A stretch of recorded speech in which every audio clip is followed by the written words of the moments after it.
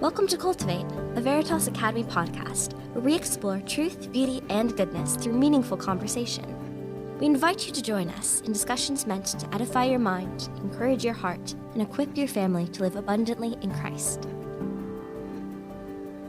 Welcome back to Cultivate. I'm Ty Fischer, your host, the head of school here at Veritas Academy, and I've got two friends with me today. Graham Dennis, who's kind of my sidekick here on the Cultivate podcast, and then Veritas alumni and pastor at Trinity Presbyterian Church in Harrisburg, John Hayward.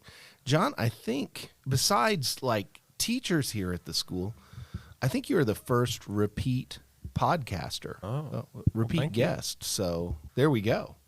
And today we're going to be talking about low-tech education. Low-tech education. Now, you didn't just hear a misprint or something like that. Low-tech education, and talking about how the minimal use of technology in classical Christian education is not a curse. It's actually a blessing. So, guys, do you see any irony in this, that we are technologically recording this to be put up on the internet, to be harvested by people's iPhones and iPads and devices? So are we just being hypocritical with this whole conversation? No. No.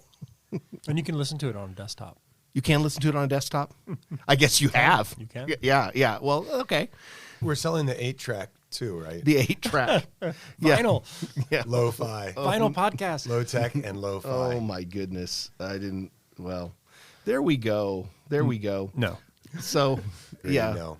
So I feel like this is now like 30 questions or something like that. So what, tell us about why you are attracted to being a Luddite. So, Graham, do you want to go first? I'm actually not attracted No, to being I know. Luddite. I object to the question. I know what you mean. Leading the witness. To put it differently, Ty and I have the ability to read each other's minds. So just so you know, in education, why, keeping things moving more slowly than constantly trying to be at the sort of avant-garde front edge. Is that what you mean by being a Luddite? Like intentionally trying to keep things slower? Well, yeah. So none of us are Luddites, or if we are, we're very hypocritical Luddites. But the Luddite, everybody is I forget the etymology, but they were people that I think in the west of England who, because of machines invading like the weaving business that they just and stuff like that. They tore up machines and made a little figurine of someone they called General Ludd, who was their leader, hence Luddite. Okay, man. Good job, John. Good job, Grove City History Department too. So none of us are Luddites, but I think all of us would look like Luddites compared to some people in the educational world today. So why does the maximal use of technology harm education, you think? So, yeah, I think that's a good way to start. As far as why would we pejoratively be called Luddites when we would all, want to nuance and clarify and say, nope, we're not against technology. So I would say, just to be that guy, well, it depends on what you mean by both of those things.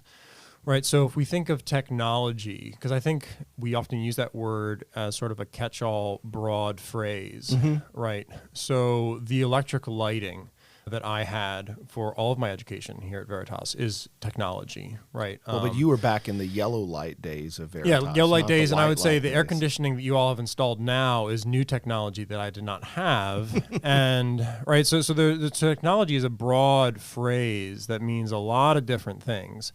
And so it all depends on what we mean by technology, like what piece of technology. And then with education, it's like what education, at which level, towards what end. Yeah, that's a good point, John. And let me do a little parsing, and then maybe Graham can kick it around a little bit. And that is, what I'm really concerned about is not air conditioning. I thought for a minute there John was going to say we're going soft because we have air conditioning. Why, yes, indeed. Right? Okay. No, because I was going to say, so one thing you always have to ask about any piece of technology, right? And this is true of the pencil. This is true of the written word. This is true of smartphones, is what does it do for you and what does it do to you? Okay, great distinction there, John. I think that where I want us to put the pencil to the paper today, or to put the needle to the record, is thinking about the use of technology that would be something along the lines of computers, internet connections, maybe calculators in the K-12 educational realm. So I think if you're doing like, astrophysics, you're probably going to have to use some technology, I'm guessing. I don't know, maybe not. But we here at Veritas are proud of the fact that we're not passing out iPads to everybody and having them do all of their work on that. And there are many school districts around us bragging that they are doing the same thing that we dismiss.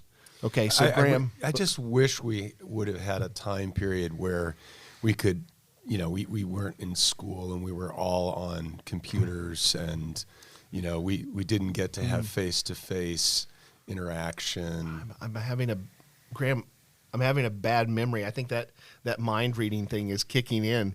I think we did have a time like that, didn't we? So see, that was great, wasn't it? Yeah, so one of the things that's interesting is we had Bruce Etter come to us after many years teaching online, and he was basically told by his pastor and others, you need to be, face to face with human beings and get out of the basement. Yeah, one of the things that we discovered in doing this, and I'm sure John had this experience, I know a lot of pastors had this experience, that it was the energy you have to bring to a Zoom call or a Zoom teaching situation is about tenfold. Mm-hmm. And I think we all had this feeling of exhaustion, of trying so hard to bring energy to the screen. And a lot of people misunderstood the problem.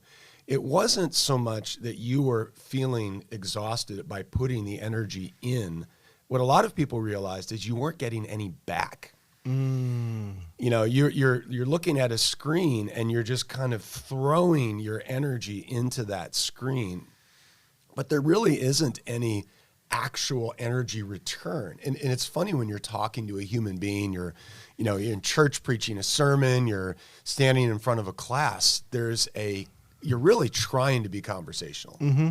And it's so interesting how talking to a screen is an utterly different experience. So Graham, you're pointing out that it disrupts the student-teacher relationship, and that it like grinds on teachers. Right? Yeah, I found it exhausting mentally exhausting in a way that I didn't expect. I found it utterly exhausting. So John, how would you, on the K-12 level, because you were a secondary dean at Covenant Christian Academy, our sister school. I was going to mention that too. Yeah. Right? As far as and that's the main angle that I approach this from is for years, whether it's from parents talking about, what do you guys do for technology in the classroom, right? Or talking at administrator gatherings or things like that about how do we implement, integrate, why don't we? And again, we don't because of Luddite reasons of just being anti-technology, but we want to ask the question of what does it do for us in the classroom and what is it going to do to us? Mm-hmm. So if you think of a simple example of play, anything that the toy is doing, the child is not. So if you buy someone some sort of Star Wars blaster, which with modern technology can produce all kinds of super realistic sounds where it sounds like from a little speaker that's in the toy, just like the thing from the movie, that's fine, that's cool. But the child is then not imagining, not using their mouth, right? Or if you think of if you buy a Lego set, yay for Legos, but that has very specific instructions. And some of the Lego sets these days have much more than just the simple blocks, right? Yeah. And things like that. So that is then shaping what kind of play the child can do, as opposed to just a bunch of wooden blocks. The child has to do a lot more. So the same thing is true with education as far as what are we trying to train the children to do? Yeah. Are we trying to have them quickly in a gut reaction be able to click the right answer out of multiple choice on an iPad screen, or what are we trying to train in them? So it's kind of coming to a lot of those questions. I don't know if you wanted me to expand on some of those issues or. Well, so what you're saying, John, if I'm getting you right, is you're looking at the winnowing effect that technology can have. Because there's some things that technology does really good, like like it does very well, like punching the letter A on your screen on a multiple choice. It can do that. Yeah. It cannot do what we're doing right now very well, which is carry on a conversation. Now we're going to talk about some of those technologies at the end, but it's not a real discussion that doesn't have very tight guide rails on it. So like at the beginning of this, John, being John, was answering questions with the word no. Okay, a machine can do that, but it doesn't do very well at the kind of conversation that we're having. But let's turn from the educational process. Let's look at what is technology on that K-12 level doing to the learner, doing to the child, or do you have any concerns in that area? I just read a really interesting article about the chief problem we have in a constitutional republic that has obviously a democratic component. The argument was that the average person has lost the ability to do substantive long-form reading.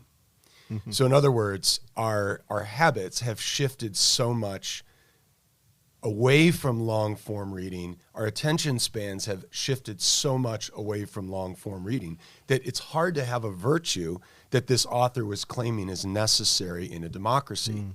And it's interesting, if you think about that as a habituation issue, it's clearly not a capacity to read issue, mm-hmm. right? It's clearly not. So the difficult question is, why have we shifted culturally to this inability to do long form reading? So that, a 1,500 word essay, most people don't want to read 1,500 words. It's not just that they don't want to, they don't have the curiosity, but they also don't have the habit. Sure. So I think one of the arguments he made is, well, this is partly what technology does to us. So it's not that technology is per se bad, but as John was making the distinction, what does it do to us? Not only what does it do for us or what can it do for us, but what does it do to us? And I think it's pretty interesting that as our information is increasingly presented to us on screens, it seems also to be the case that our ability to engage in long-form reading has decreased significantly. Well, so wouldn't the answer just be putting the Federalist Papers on TikTok? How would you do that? So, John might leave the room at this point. Some of these questions, right, are not new, right? Socrates, is quoted as having said, something along the lines of, what will happen to us if we start writing everything down, right? But just because of improvements in technology of paper and writing, and even just the script, in some ways, the written script is technology. And so these are really old questions of what are the effects are these going to have on us? And I think it's helpful to limit the conversation to some of those things. As far as we're talking about digital communication technology, right? Because the codex is technology, and then if we think of communication, words, what does digital technology really help with? Speed and making lots of things, right? And so so if you think of what are virtues where communication is needing to be speedy, like warnings are great. We can all get text warnings about, natural disasters, different difficulties. That just seems like a wonderful, positive good. But when it comes to communicating something like, I don't know, an evaluation of a court case, an evaluation of something that just happened, the scriptures would say speed is not a virtue of communication in that kind of evaluation. And so much of the digital media is good at speed and not at, making people think. Yeah. So it harkens back to that old Wendellberry essay, Why I Do Not Have a Computer, where he was talking about his writing process and how he wrote long form, just wrote on a notebook, and that his wife, I believe her name is Tanya, would edit his work and then type it in. And he thought he was going to get a lot of pushback based on his rejection of technology. And of course, people attacked him because they said, you're using your wife as like a galley slave. And he's like, no, she I'm trying to pick the best words, and she is part of the process. Like, she's helping me like write these essays. Well, So- and I think that naturally takes it back to the classroom too. There's a difference between having someone in a little text box have to write 500 words, and the text box is counting down the words for them as they're doing it, right? With Yeah. some like online kind of like form media of like trying to do long form response on the computer, and giving a student a piece of paper and saying, in legible handwriting, without crossouts and without erasing, write a 500 reflection on this passage. Because even just demanding a certain 500 word 500 word, response to this passage or whatever. Because even just in that case, demanding from a student that it be legible, that you want actually them to have something that they've produced that is at some form at least functional, if not aesthetically pleasing. Now, not every student, I don't have aesthetically pleasing handwriting, but I can make legible handwriting. But then saying you cannot cross out, you cannot erase. They're going to have to think before they write. And again, that's not always, it would be inappropriate if every single writing assignment was like that. But you can all of a sudden work a lot of educational muscles in just leveraging the use or not use of technology to draw things out of the student. I think another example, it would be, with technology, often it's about making life easier for teachers. And I'm sensitive to making life easier for No, I teachers. understand, Teachers yeah. are often sacrificial. But that is not the highest goal in a school or education, is making life easier for teachers. That is not the highest goal. So if putting everything on a Scantron makes teachers grading easier, okay. If a multiple choice is the best form of education for this, because of, like, why not use a Scantron? Like, there's nothing wrong with like, oh no, we need a person to check all the boxes. We want to embrace technology where we can, or even using digital media, right? If it really is just multiple choice. But, right, if it's actually just because this way we can stretch teachers more and have one teacher supervising more students because the computer program is automatically grading everything for them, right, you're just going to be losing lots and lots of things in the educational relationship between student and teacher. Yeah, I don't know. I can think of a lot of different examples. John, did I ever give you, back when you were a student, I have one of these quizzes on the first book of the Fairy Queen, the Red Cross Knight book. A multiple choice quiz that had like 30 or 40 choices, and it said like choose the best answer. Did I ever do that to you? Okay. Dr. David McKillop, the late Dr. David McKillop, was the history professor at Grove City when I was there, and some students kept begging him, because he would have us write essays all the time. And some students kept begging him for a multiple choice test. And then he puts this multiple choice test together that is, 27 choices. And That's very, great. very nuanced, And then he starts doing like A and B, A but C but not D. Like, Awesome. and then you have to. And Brilliant. Then he says, and then the only instruction was choose the most correct answer. Yeah. And we begged for essays after that. It's awesome. I'm going to remember that. Yeah, no, I think that's the sort of thing where you want teachers to be creative in thinking about making use of the educational relationship, and not just, how can you do more faster, right? Yeah. Or even just with PowerPoint. I think PowerPoint might have some good educational functions, certainly with showing pictures or maps. But there's a big difference between flashing something on a screen before a student that is mechanical, which is not what their notes are going to look like unless they're taking notes with the computer or those kinds of devices, which there's lots of, which is just a bad idea. And you can look up you can Google search, why is it a bad idea to type your notes on a computer, right? Use Google, use technology, and find out why it's a bad idea. So I can type in to find out why I shouldn't type in? Yeah, something like that. Yeah. Right. Versus, so the difference between using PowerPoint versus an OMO camera. Right, so where you can like have the teacher's notes on a thing, and the document camera projects it onto a screen, but what you're seeing is a teacher walk through a document with a pencil or with a pen, and how they do it. So it's kind of like a way to make a little bit of it a faster process than just using a whiteboard or a chalkboard. It removes some of the erasing things, but it still is, you're seeing a teacher's hand on a camera, quickly do it live in class, and it's just. So some of those technologies, again, like small, subtle differences of, you're against screens. Well, what's on the screen? What's the source of what's on the screen? Our math and science people use that kind of technology a lot. Yeah. So, but like you said, it's good for technology is good for doing things fast. So won't our kids just be light years behind, when they get to college, kids from classical Christian schools, because they're baffled by how to use technology. Yeah. They sit down at a computer and they just start crying. Is that what happens generally? Yeah, it's interesting. We have two concerns. One is we are sending our kids away from this school to places where they will be required to use technology. So, for instance, one of the things we have to do is teach our kids how to use, access a library database remotely. Yeah. Or how to have the PDF of an article sent to you, or how to properly format a paper using Purdue OWL's website, right. So there are obviously ways in research that this, as John was suggesting, that we can be speedier and more efficient. And there are some good efficiencies. One thing that's really a challenge is how, if we don't teach our kids how to use this in a way that gives them an advantage, they fall into all the traps, the pitfalls, where the disadvantages are naturally found. And the greatest disadvantage we're discovering is not knowing how to do research.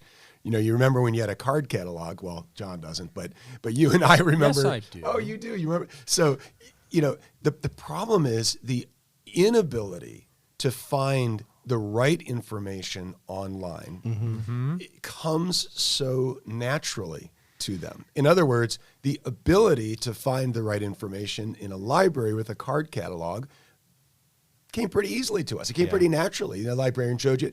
Now the ability to find that information is excruciatingly complex. Yeah, and I don't want to go down this deep, dark path either, but in the library, all of the words sat still.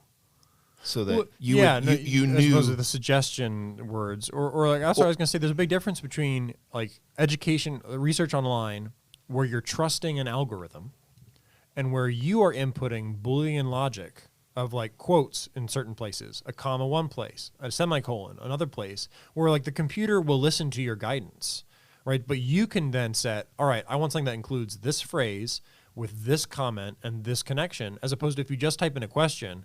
What was the cause of the Civil War? And then you're expecting it to be putting out like good answers. Then you're just trusting the algorithm. Sure. As opposed to like training children in technology to how to be wise stewards and users of it. Yeah, I would say, Ty, one of the things that's kind of cool about this is that if you view it as an opportunity, we can actually provide our kids with the opportunity to have the advantage of knowing how to use this well and not fall into the pitfalls. So you're going to be using technology to do research in college. Praise the Lord, right? It's like pretty awesome. Like the things you can do with word search capability, but and that's where, right? Like, but in that, what we just described is training students in using technology.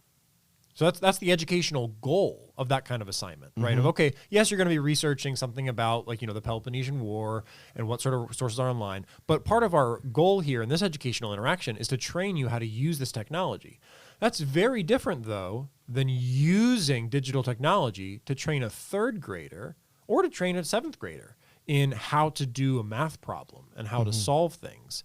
Because, again, anything that the technology is doing, the student is not. Well, and I kind of wish we had Rhonda Forbes here for this, but it's a general enough question. I think we can react to it, or general enough comment. One of the big differences, we live in a bubble a little bit here at Veritas, so I think that the same things that are happening at our school are happening at all schools. Oh yeah, and then our kids go out to get summer jobs. And they come back with these stories. And my favorite one comes from my daughter, Karis, who was working locally at a place that catered events. And her manager, who, I don't know, it was college or adult level person, said, and it's straightforward, said, we have an event for 85 people. That box has 75 glasses in it. The other box has 15 glasses in it. I wonder if we have enough glasses. And Karis said, yes, we do. We have 90. We have 5 more than we need. And the reaction of the manager was, "How do you know?" And then they took out their phone and did the math, and then Karis acquired the nickname 4.0. But I wish, I mean, that's terrifying to me. That, do you know what kind of a vulnerability that is, to just not know how to do math in your head? So well, and that's where it's an issue of dependence, right? As far as like, can you independently think through these things, do these things, research things, and there's a huge difference there. Because again, another issue with word search capability, which is wonderful, is you're only going to find what you're looking for. Yeah. So I'm going to jump into one of the new technologies that is causing concern educationally, and that is the Chat GPT. So how does this Chat GPT, this AI technology that writes based on whatever prompt you give it, how does that really show us what the real importance of a real education is? So I have a code writing brother-in-law who's really good at it, and he's tried to come up with the most insane, funny ways to trip up Chat GPT. Okay. And one of the first ones he tried was to ask Chat GPT to write a poem in the style of Tom Bombadil, not including the name Goldberry, but saying including his wife, if you know her name, right? Just that was the prompt, with some very particular things about my brother Corey, who he's kind of a Luddite, about his Luddite concerns, and Chat GPT cranks out this poem, which was actually pretty exceptional. No. Yeah, yep. I was a little shocked. I was a little shocked. Yeah, if you want to have a nice time, if you're terrified of ChatGPT, just ask ChatGPT, could you write an epic poem for me about ChatGPT taking over the world? And it does a pretty good job. Wow. Yeah. It uses like the words are pentameter. different. Yeah, The classic, you can even, and without asking it, it can even put in classical allusions. Yeah. So this is the end of education, right? We don't learn anymore. What we do is just type in the right prompts. Well, so that's exactly the point. Where again, and this I think is, I can imagine that there are many people in classical Christian. I imagine the audience of this podcast is largely classical Christian schools, things, and that's what I would want to say.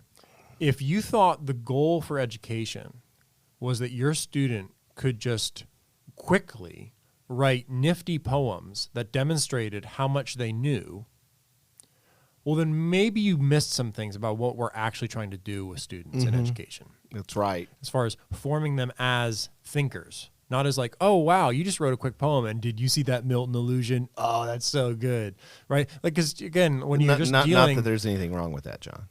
Yes, not that there's anything wrong with that. But if you think the goal was just like, and honestly, I think that can be a temptation of classical Christian schools, where we can have second graders come up and we can be like, look at all the stuff they know. Yeah. Right. Like, look at, they can chant that whole verse. They can look, wow. Like, and again, I was blessed by this. Like, I knew my grammar down when I took like senior seminars in Latin in college because of those chants, you know. But if that's what we think the goal of education is just producing stuff based on other people's knowledge, then, we want another Milton, not just someone who can imitate Milton. So we want another Milton, not just someone who can imitate Milton. John, that's going to go down in my commonplace book. Surprise. I'm going to make a philosophical argument here. John mentioned Plato before. Plato, he wanted to write everything he wrote down, and he was concerned about writing. There's a huge concern about writing in dialogue form. And the question is, why is the dialogue such a great form? Mm-hmm. And the answer is Plato thought that education has to be question answer. But there are no good answers to unasked questions. So ChatGPT is a web scraper, right? Exactly. ChatGPT doesn't have any questions. The human being in front of you has questions. Mm-hmm. And the job of the teacher is the structure of learning internally, philosophically, is actually question and answer. Did you make up the word web scraper, or is that from? No, That's a legit technology term. Okay. Yeah. Yeah. See, us I've gotta- Luddites actually know some things. I've got to get out more. Yeah. So not a Luddite. if the structure of learning internally is actually dialogical, in other words, question and answer, what we're trying to do is to have our students internally have the right questions. And then we, of course, are providing answers or helping them to arrive at the insight themselves, right? So the problem that John is pointing out is that ChatGPT is incredible at gathering. It's an algorithm for web scraping and gathering information. Sure. Our kids might start thinking that's what learning is. Yeah. Right? Learning is just command of data. Well, I'd say they already do think so often that's what learning. Well, is. no. Right? So just think about journalism, right? Like if you think about if you ask ChatGPT, Does that happen anymore? That's actually where I was going. Right? Okay. If you look at ChatGPT and ask ChatGPT to like write certain things, it will sound a lot like journalistic articles. Because if you look at journalistic articles, so often they are just a human web scraper, where they are literally copying and pasting things. They're not actually doing investigative reporting. And again, there are wonderful journalists out there, but with how many journalists there are in the internet age, like they aren't all wonderful, and some of them are just web scraping. Or like, and I think you saw this, like you mentioned without mentioning like COVID lockdowns, like the COVID scenarios, right? But if you look at just how have you ever had someone forward you an article that proves their point? Yes. Right. And it's like, see, like we should do this because of this. Right. And then have you ever had someone forward you like 17 articles to be like, you should do this with your school one way or the other, right? Because of these 17 articles. But then if you actually do a little bit of digging, sometimes the articles are citing each other as authoritative sources. Yes. And they're then citing something else, which was just citing one. So you kind of like follow the train and you realize this all went back to the fact that like some people just know how to use the internet better than others. Right. And this is publicly accessible information that all goes back to like one JAMA study, one way or the other. I did. The circular firing squads surrounded many COVID issues, and you're trying to find out truth. So ChatGPT could save people a ton of time. Yeah. With that. Yeah. Ugh. I don't want to think about COVID anymore. Can we have a rule like That's why I didn't name it. Yeah. That which shall not be named. Yeah. Because many times though, God keeps bringing us wonderful families, and I get to talk with them at the beginning of their experience here at Veritas. And sometimes, I say, do you have any questions? And they're like, so how much STEM is in your grammar school? And I'm like, as little, like we're trying to chase we're chasing it out. Like we actually want your kids to know things. We want to teach them how to think, not how to manipulate the keys on a machine. Okay? Sometimes parents get it, but how should parents be thinking about this low-tech education? And again, here at Veritas, again, not Luddites, but the younger you get, the less we're going to be involved in digital kinds of education. Yeah. So why should parents go, that's what I want? From my childhood, the two memories, and I'm sure you guys will have the same experience, that stand out to me are in the summer, basically being kicked out the door and having to figure out what to do to fill up the next 8 hours. Right. That's my first example. And honestly, my whole childhood was So abuse is the word you're looking for, right? my whole childhood was the need to come up with something to do, right? The second is my dad reading to me. And he read a ton to me. And my sister and I would draw or color, and then he would sometimes play a piece of music that went with what he'd read to me. So wonderful. Those are the two most formative memories and parts of my childhood that really stand out to me. And I think that if we would all say culturally that those two things are disappearing. Children being required to have creativity in their play, and parents reading to their children. Yeah. So those are two things for me that I just remember. And I think how do you cultivate that in your home? I'm not trying to be a Pharisee here and say that, the way that you're raising your children in this modern world. I don't want to sound like you could go back to a golden age, but there really are new challenges that are introduced for our parents because there are so many options that are alternatives to reading to your children and requiring them to entertain themselves. So in like talking to parents, right, I think like one of the things that comes first to my mind is, again, we want to get at what are their assumptions, because I would say some people, when they ask about technology, they're trying to do a check of, do you guys take yourselves seriously? Are you going to be giving a professional, excellent education, right? And sometimes there's assumptions, right, that incorporating different kinds of technology is a signpost. Just like, is the building clean? So it's just, I want to like listen to be like, what is the heart behind their concern? Mm-hmm. But because I think with some of the education things, I'd want to say, because again, I'm not talking hypothetically. Like I would get that answer often at the end of tours. The person giving the tour would kind of like swing by the dean's office and they'd be like, have any questions, right? And often, regularly, it would be like, what do you do about STEM, or what do you do about technology? And I'd always, do my whole, well, it depends on what you mean, and it's sort of like, I try to do it quickly and with a smile. but really, because it comes down to like a core foundation of, we try to actually respect children.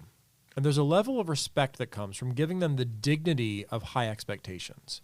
Where we want to train them to conceive themselves as having capabilities, as having capacity that isn't used yet, so they can actually grow, and that involves being stretched. And technology, again, is so often about making things easier, right? Mm-hmm. It's wanting to say, you need to extend this so quickly. And I just think of, right, so there's a pen that reads for people.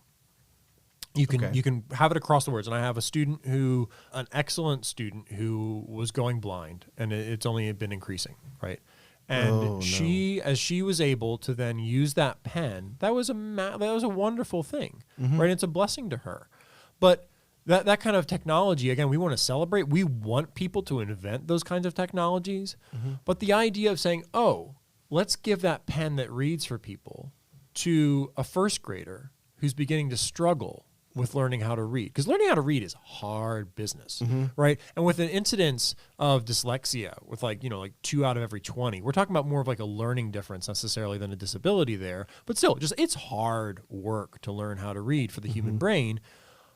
But students are actually like really capable. So we, with all kinds of technology, like that's one thing. We just want to say, like, we actually give our students the dignity of high expectations. Mm-hmm. And the other thing is, again, we're asking always the question, how will it bless the student? How will it bless the student? And I think just a little bit of conversation with parents along those ranges go a long way. Because then when it comes down to things like, what do you do with training students in coding? Right? There's mm-hmm. so much things. I'd say, we thought a lot about that. And talking to our alumni who are in the coding business, they think that it's essential that we teach them how to problem solve. Yeah. And how to think in logical concepts. And again, we have a very heavy tech graduate base, as far as the majority of, I would say, a lot of our students graduating from Covenant Christian Academy in Harrisburg are in tech fields, and not all being Latin teachers. No, I know. There's some years where, what we've noted that a very high percentage would go into medicine some year. A very high percentage would go into engineering. Yeah. So it's not, they don't seem starved. They seem quite ready, because they have the educational foundation to be people that ask questions, people that do problem solving and can use logic. Yeah. So, but let's give parents, especially the young parents who might be listening, give them a vision for what is a child going to look like. What are the characteristics of a young adult who has received this kind of low-tech education? Well, what I realized, the seeds didn't really germinate until college for me.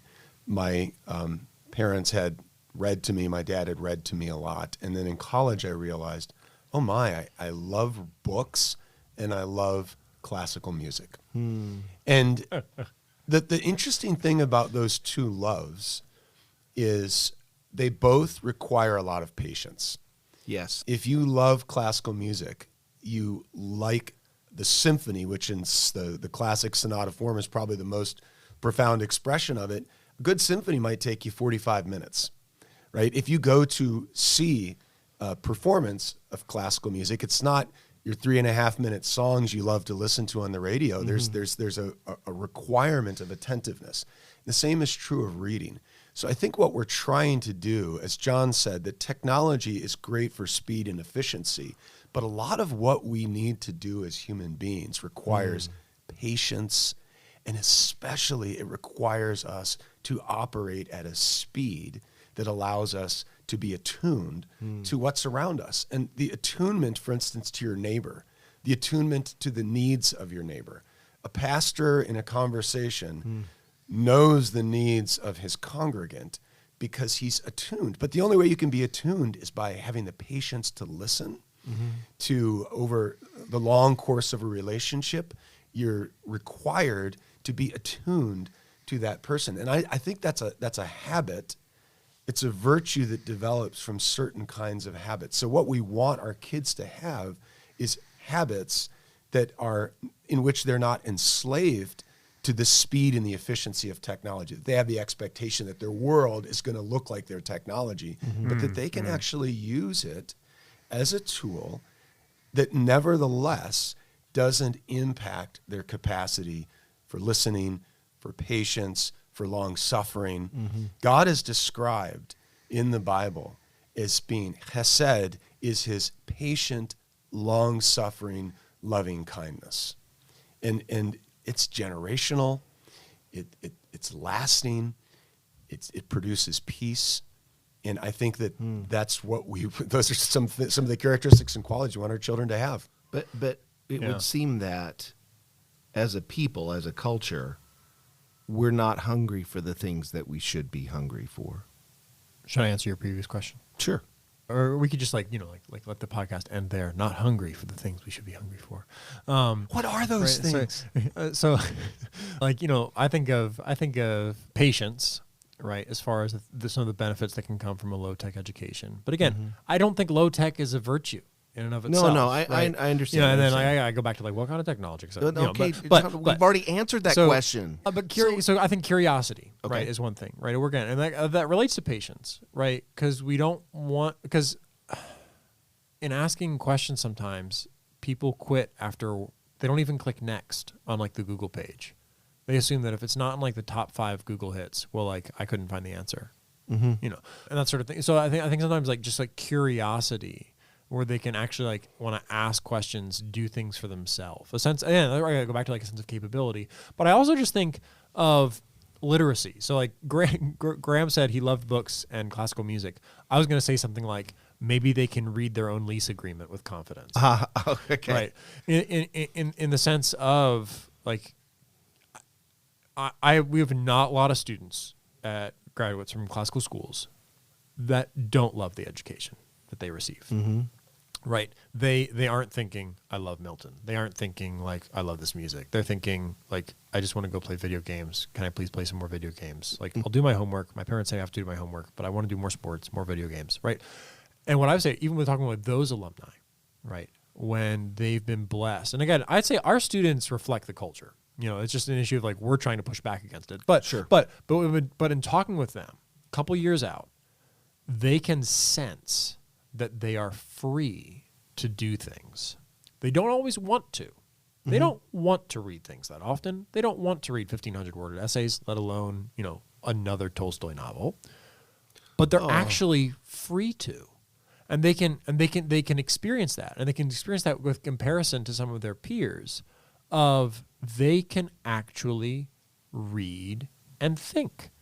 And again, my ideals, they don't choose to do it as much as I would like them to, but they're actually free to. And I've just seen this even with like something like walking with men, especially some young men through the Bible study, where they were taught to read. And so they can actually ask good questions of the text. They can actually engage with it. Like Jesus is not a boring character if you read the Gospels. But they're not just expecting it to just give them an answer. They can like read. So that's where I think also they just think of there will be some basic literacy capabilities, lots of other things. But that's one thing that came to my mind as far as with some of these benefits. I think, again, just that freedom to do some of these things, even if they don't want to. Yeah. Because it's a lot of work to train those things. But and is this, okay, so John, you told me not to be like as conspiracy theorist earlier. Isn't that thing that you're talking about, that you see as a characteristic of these students in classical Christian schools, that ability to do that kind of thinking, isn't that a prerequisite for some kind of like democratic society? Can you have a republic long term if people don't have the ability to even understand their own? John used the word freedom. It's interesting how That's what he means by freedom there isn't freedom as in they are perfectly expressing the virtue, or freedom as in just a sheer multiplicity of options, but it's freedom as in the capacity to, Right. the opportunity to, right? Yeah. So one of the things about a so-called liberal education is the idea is to create certain kinds of freedoms that enable people to participate meaningfully in things like parenting, learning, governing, right? Right. I think that the goal of liberty isn't just to give people options, and that's a part of it. But what John is saying is those options can actually be realized. It's not just that they're there as things that you might choose. They're actually things that could be realized. But that does require to create capacity. We have innate capacity, but it does have to be realized, and it's realized through the formation of certain habits. Mm-hmm. Well, I was going to say, I think what you were referencing there actually has more to do with virtue and desires and a heart that either fears the Lord or doesn't, and less to do with technology, in the sense of technology amplifies our abilities in a variety of ways, and it can shape us in a variety of ways. But our desires, right? So I think so often it's not that people can't figure out the truth because they're just so, digital world illiterate or whatever. And there are real negative consequences to so much digital technology, et cetera, especially when it comes to reading. But it's more that searching for the truth is just kind of inconvenient sometimes. I don't know. I didn't think this was a political philosophy podcast. Yeah, no. Well, everything's everything. That's why we call it an omnibus. So we need to wind this thing up now. But any books that you would recommend for the listener in general, or especially for parents as they try to think through this, and maybe even young people? I think this is going to sound like a funny book to suggest. Everyone, I shouldn't say everyone, people who think about this think one of the most important foundational texts is Postman's Amusing Ourselves to Death. Great book. I think it's worth looking at, just especially for the principles. It's a little outdated. Actually, the book that I would suggest, and I don't know if we did a podcast on this, but I know we've talked about it before. The book I would suggest is The Coddling of the American Mind. Okay. And I think the reason why is it points towards our unwillingness to make children do difficult things. And Plato has a great line, fine things are difficult. The Coddling of the American Mind suggests, one of the main theses is that if we don't teach our children to work against the grain, or if we don't teach our children to do difficult things, they're not going to do great things. So you have a culture of decadence. So I would say that the Coddling of the American Mind, it's to encourage our parents to have the courage to help their children to do difficult things. Which means having the courage to let them fail. Yeah, and I will say that technology presents the unique challenge, because it's not inherently bad, of making us have expectations for everything to be quick and efficient. And it's interesting that God created us as relational creatures. And one of the interesting things about relationships is that they don't work on the principle of quickness and efficiency. They require time. Let the reader understand. Yes.